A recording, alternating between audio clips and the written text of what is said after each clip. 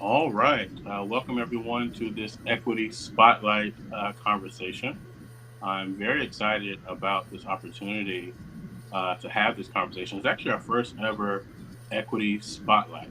And on today's conversation, I wanted to have a conversation with Joanna Jane.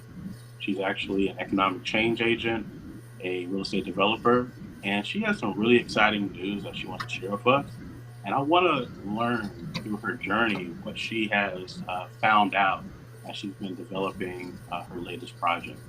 So, joining me on today's Equity Spotlight, Joanna, welcome. How are you doing today?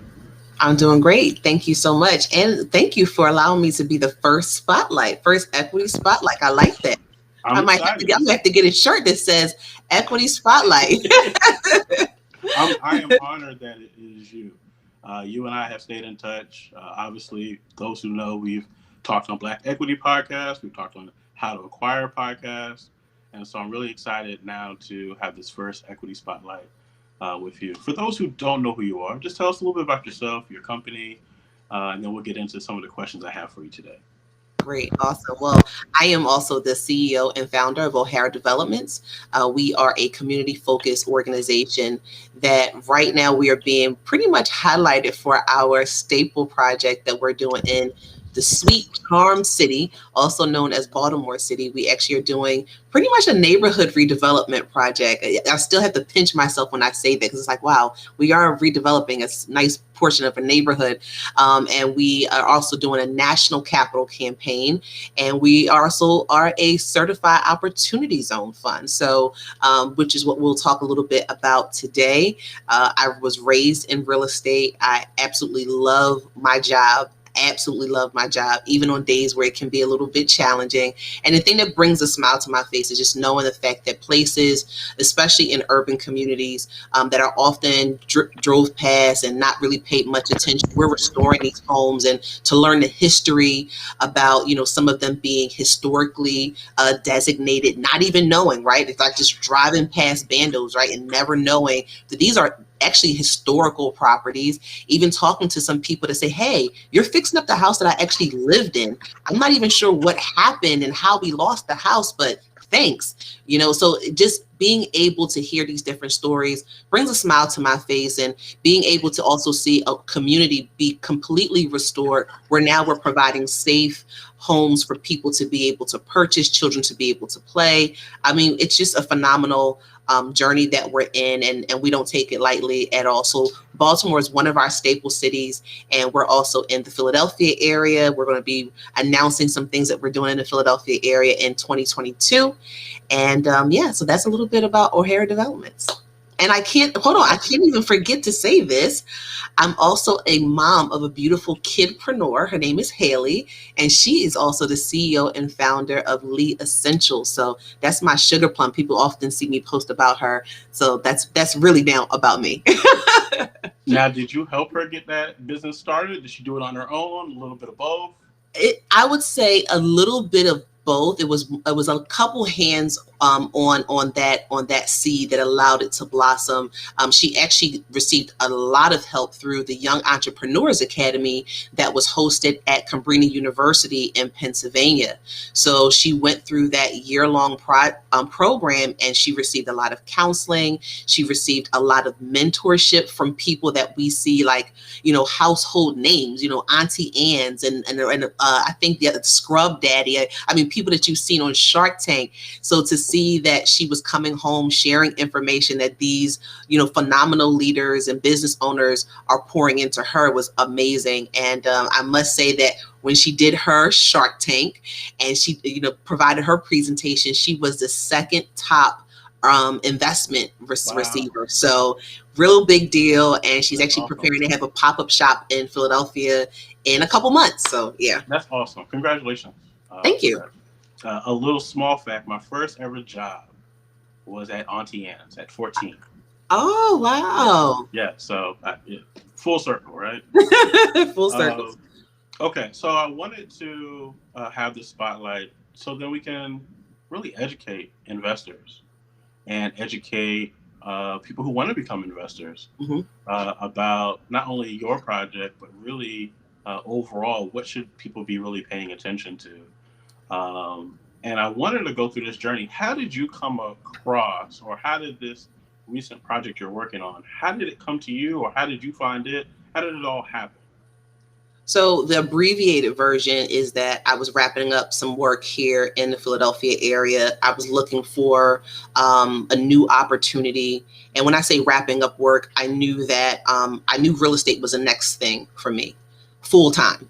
But I didn't know exactly what it was going to look like. But I knew that I didn't want to just do your typical flips, your typical rentals. Like I was like, okay, you can make money there. That's great. But I need impact. I want something with a little bit more seasoning, right? And I was also a college and career coordinator for a charter school at that time. And I mean, I was bringing in a lot of resources, I'll just put it that way, for the school that I was working for.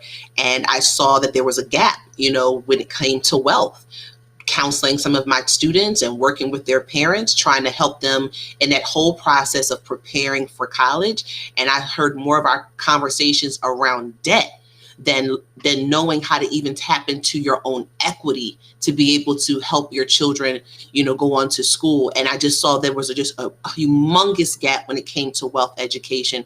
So I knew that whatever I was going to do needed to include educating our people around wealth concepts. So fast forward, came in contact with an old college mate, met him in Baltimore, and the rest is kind of like history. I saw Baltimore as a great place to be able to provide these services. In the beginning, we were definitely not talking about a neighborhood. I was like, well, maybe we'll just do like one house and, Right. just kind of take it from there, be really intimate with this.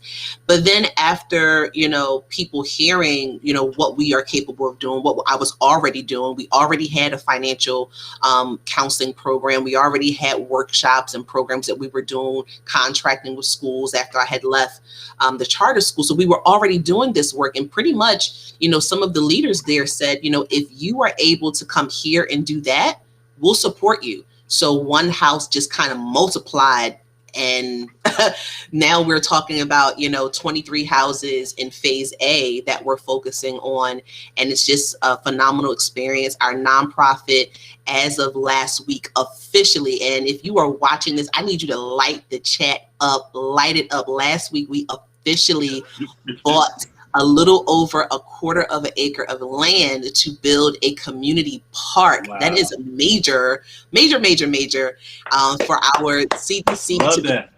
Thank you, DJ. Really major for our CDC to be blossoming just as much as our for-profit organization.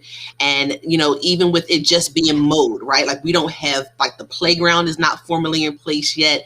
The amphitheater is not there yet. But because we took a vacant area that became abandoned with mattresses and just trash, and because we cleaned it up and just mowed it, just mow. We didn't even get to the other stuff yet. The kids are already just finding things to they're bringing their toys from their house. They're just playing on this vacant land, and it feels great that I'm just like, God, thank you for allowing us to be used as an organization to just do a great thing, a small step, but still a great impact in this community. So, yeah.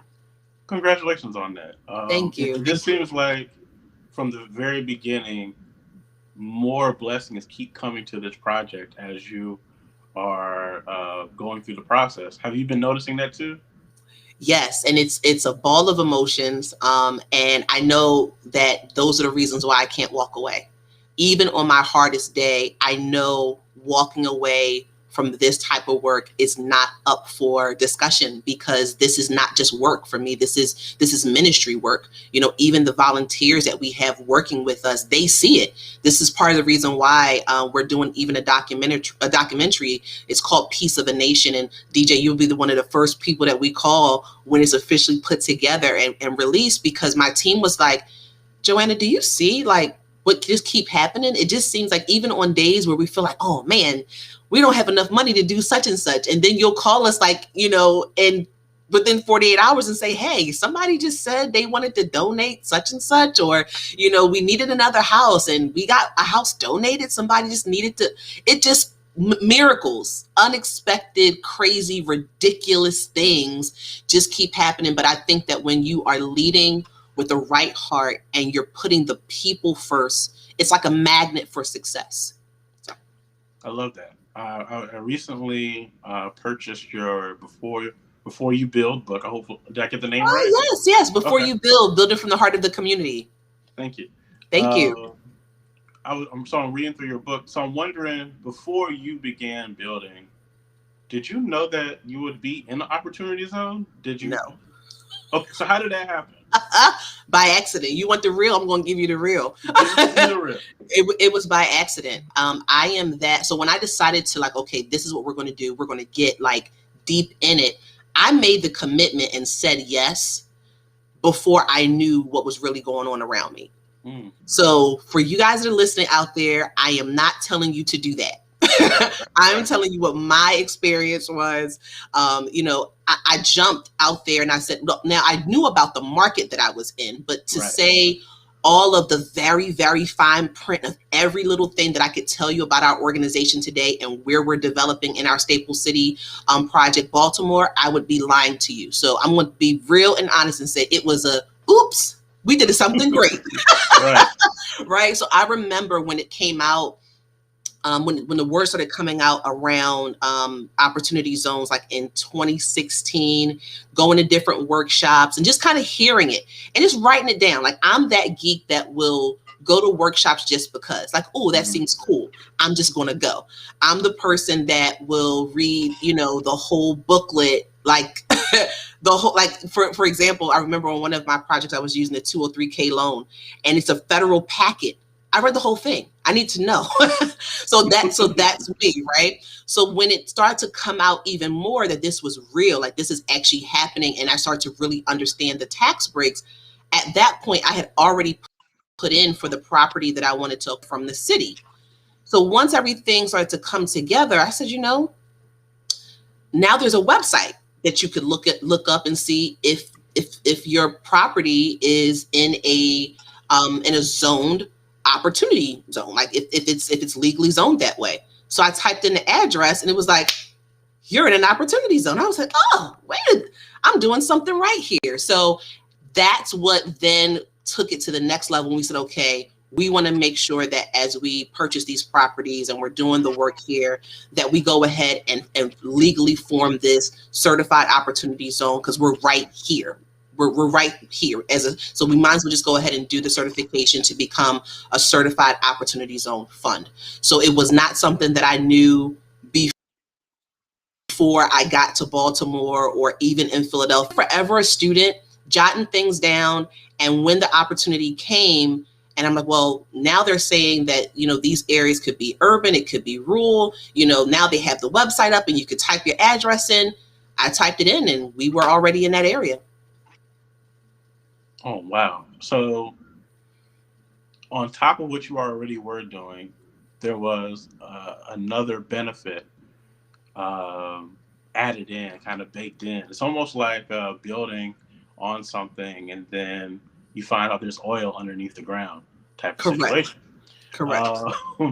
Okay, so what does opportunity zone, what did that mean? So as you are reading through the paperwork and going through, how does that help you in any way? Right. So it helps us in a lot of ways. So let me just backtrack really quickly. So we struck oil, right? But I don't advise anyone to do it that way. This was, as you hear me talk, you'll hear me often say that this is a spiritual experience. This is ministry for us. So I think that this was like spiritual breadcrumbs that were being dropped for us to follow. If I'm going to teach anyone, I'm going to tell you that you want to go to the federal website. You could actually go to the IRS website and they will actually take you to the link where you can type in the address to see if a property or area of your interest is in a legally identified opportunity zone. You don't necessarily want to just jump out there if you know going in that you want to do some type of opportunity zone funding or raise. You don't want to just jump out there and just try to see if you're in that area yet. For me going in, we weren't even thinking about raising capital. We were looking at doing things independently. And then we found out all this information and then we started to make some adjustments. So I would say that first. the next thing is to answer your question, DJ. What in simple terms a opportunity zone is? It's an identified area by the federal government that is considered to be, or has been considered to be, underserved for whatever amount of time. The city actually reports that information to the government saying, hey, based upon these zip codes and based upon these qualifications, this fits to be an opportunity zone. And then it ends up being, legally identified as an opportunity zone. It's not something that one person can just say, oh, I think across the street should be an opportunity zone. Right. Like, it goes through the city, right? Mm-hmm. And basically what the city is providing, they're providing a lot of analytical data that is stating, and typically this is happening somewhere between, the planning department, Department of Housing and Community Development. Like, these are the programs or departments that are involved in this process of getting it zoned. They are basically saying that these areas need support. And what I mean is, because of how the Opportunity Zone program is structured, they are pretty much saying that if you have capital gains that you want to get significant tax breaks on, or you want to be able to control your tax liability, you need to consider putting your money into a area that is legally zoned as a opportunity zone. So if you were the mayor of ABC city and you're saying, hey, 60% or 40% of my city is an opportunity zone, that you want to bring in more businesses, you want to bring more job opportunities. Once it's legally zoned, now all of these businesses that are looking for, savvy tax incentives are going to be coming to that particular area, whether it's building real estate, whether it's putting their business there, because they want those tax breaks. Now, we've been talking about these tax breaks, and I know, DJ, you're probably getting ready to ask me, well, what is the breakdown? Why is it so sexy? Why is it so, why would people be drawing to these inner cities? And it's not only inner cities, there are some rural areas as well. Why would people be drawing to these areas to place their businesses or to place, any of their real estate opportunities? The other simple way of explaining opportunity zones, if you know what a 1031 exchange is, and you got to go look it up, guys, but I'm sure a lot of you already know this. The 1031 exchange is another way that you can be able to defer taxes on capital gains, typically of like properties. So it's very specific to real estate. They're saying that the opportunity zones are like the 1031 exchange on steroids. It's like a complete 10x, because you can take capital gains from whether you're a publisher, you sell t-shirts, you own a cosmetic line. It doesn't matter where your capital gains is coming from. You can take that money and invest it into an opportunity zone or opportunity zone fund and be able to defer those taxes. Or if you are investing in that opportunity zone fund for at least 10 years, you could end up being exempt for those capital gains liabilities altogether. And that's the sweetener. So when you found out about this, because like you said, you kind of just stumbled on to this, what was going through your mind when you realized, wait a second, we're inside of an opportunity zone.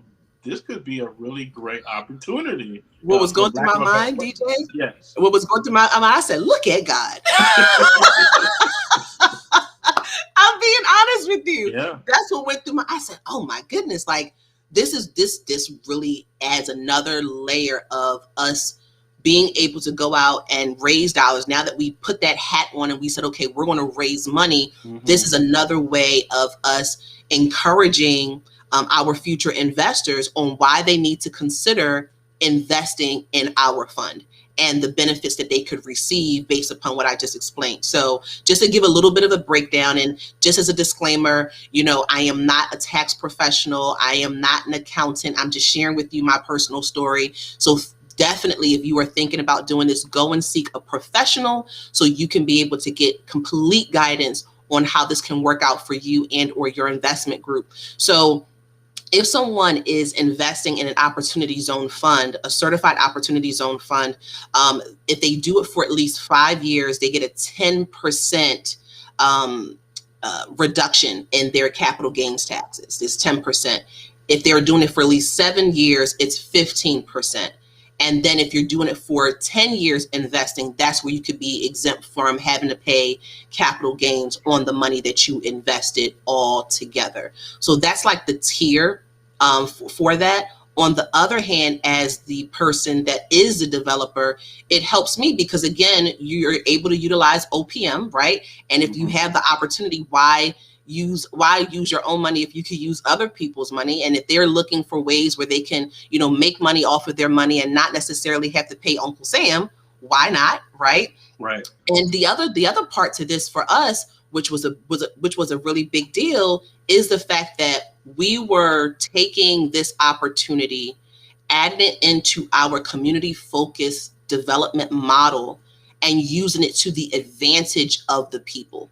Because we did hear from a lot of people that, organizations that primarily didn't look like the majority in these neighborhoods were coming in, not giving people an opportunity, and things of that nature. And we didn't want to do that. We said, okay, what we're going to do is maximize on these different laws, maximize on these different opportunities, and make sure that as we prepare to go public with our national capital campaign, that we're marketing this in a way where people can see that you can be able to invest as well by even living right here in this backyard or in this city that you can possibly, relate to. So we didn't want to do this as a private secret offering.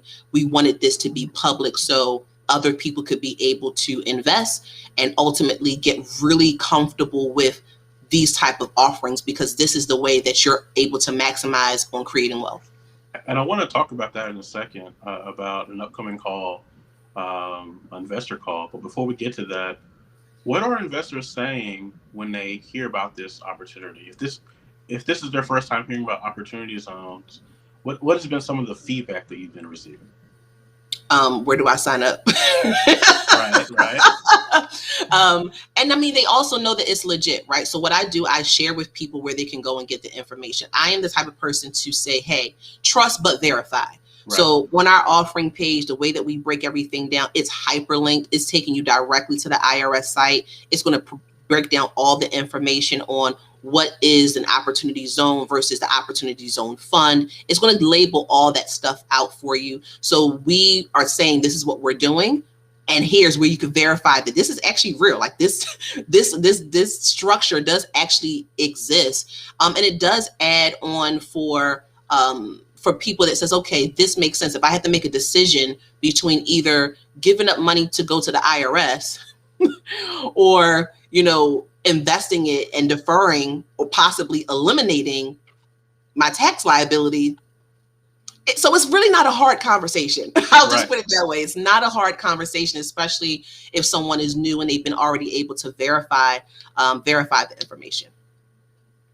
So as I mentioned earlier, there is an upcoming call. Let us know about where people can go to be part of this call, and also to learn more about the project that you have for offering.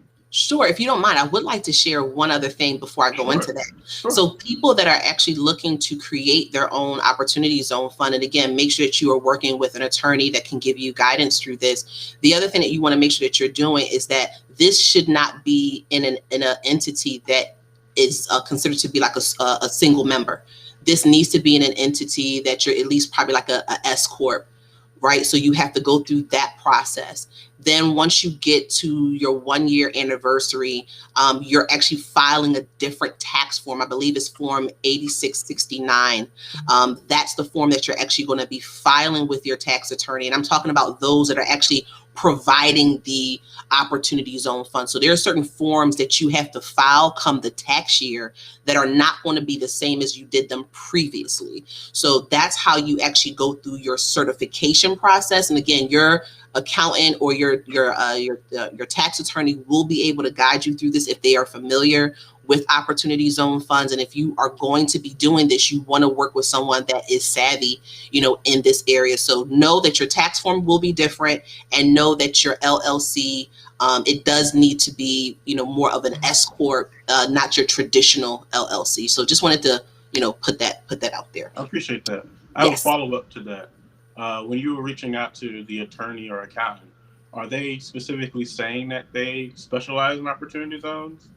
Some of them do, and sometimes you just have to ask. In the very beginning, it was so new that people were. I mean, it's still new, right? Right. I don't even think that we've had. Oh no, we've hit five. We've hit 5 years, I believe now, but it's still new, right? So people are we're still, 2016, 2017. People were still no, we still no, we haven't counted. We haven't quite hit 5 years. People were still taking workshops. COVID has now even made some adjustments where there are certain extensions that were made, because you do need to make these decisions on where you're putting your capital gains within like that 180-day time frame. So there's some things that were extended because of COVID. So you do want to know, have they resumed? You want to know like what's my deadline? So it's still very new, but you will have some people that are now considered themselves to be experts in this area. They know what they're doing. You don't have to pay for them, but when you pay for quality, it always works out better. But Yes. so it's a good blend, is what I would say. You have your experts and you have people that are still learning. They've been in the tax industry for some years, and now they're learning this new thing around funds, so they can be able to file the documents. So I would say, if you have a good relationship, how some people are like, hey, Mr. So-and-so of XYZ firm has been doing my taxes for years. I don't want to work with anybody else new. I would say start sharing that information with them about what you're planning to do in the next year or two. Like, I know I speak to my tax person, and she stays on me. She's like, come on, Joanna, come on. We got stuff to do. But I shared with her, I think over a year ago, just about like, hey, I think that we're going to be doing a national offering. This is what we're thinking about doing. Like, that's someone that you want to have that conversation with.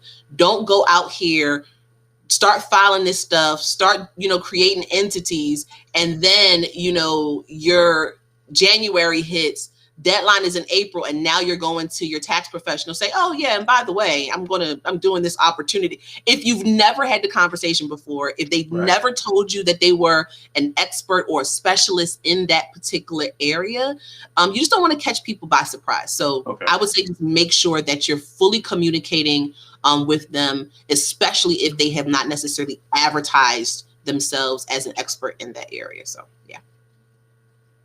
And Thank you with for that. I that being appreciate said, that. I know that you were just sharing, asking about our upcoming call. So we are doing something phenomenal, ladies and gentlemen. And DJ, thank you so much for seeing the vision and what we had going on, and encouraging me to definitely stay in contact with you. In a few days, actually, I can't even say, in a week now. In a few days, we're going to be doing an investor call with the Black Equity Network and all affiliate networks of Black Equity Network. We'll be doing an investor call where we're going to share more about our offering. It's actually called Aruka Midway. Aruka stands for restoration in Hebrew. So we'll be sharing more about that offering. We'll be giving more details on where people can actually go and make any commitments that they may be interested in. But I think for anything, it's going to be a great educational opportunity, so you can see what you could actually do with your own company if that's what you choose to do. So we hope to see you this Thursday at 7 p.m. Eastern Standard Time, and you can definitely reach out to DJ of the Black Equity Network to find out more information. And I'm sure he'll probably end up dropping a link at some point, in the comments. So thank you so much for your time. I appreciate it. I appreciate you. Also, in addition to the investor call, they can also go to Small Change, right, to Yes, learn more. yes, they can go straight. Come on, DJ, you better keep me on point. You can also go to smallchange.co, and if you go under minority-led projects or women-led projects, or hit projects, period, and you just scroll down and you'll see my face, and you'll also see some of our buildings there. You can be able to get all the information if you would like to do that ahead of time. So that's smallchange.co. It is a socially conscious offering platform that we have been working with, that is also SEC regulated, and we look forward to being able to connect with you this week. All right, final thoughts here. When it comes to opportunity zones, for those who may want to start their own fund or may want to have a business that's within opportunity zone, um, looking back, using your reflection, what was the number one thing that you learned about opportunity zones that you would pass along to the next developer or investor? I think I kind of said it a little bit, knowing where you actually are ahead of time, like utilizing these sites, being able to confirm your location, knowing where you are. Also speaking to a tax professional or an attorney ahead of time. So you are very clear about all of your deadline dates for your filings. So that's the two things that I would say. Utilize the sites, go ahead and either on your city website, and typically like if you type in like, Detroit, and you say Detroit opportunity zones, somewhere the city website is going to pop up and they'll have something where you could be able to type in an address to get an idea if this is a legally identified opportunity zone. So go ahead and do that ahead of time, and also start speaking with an attorney, getting great clarity on certain deadlines that you have to consider as you start to create your different business entities, so that way you can be able to create your own fund.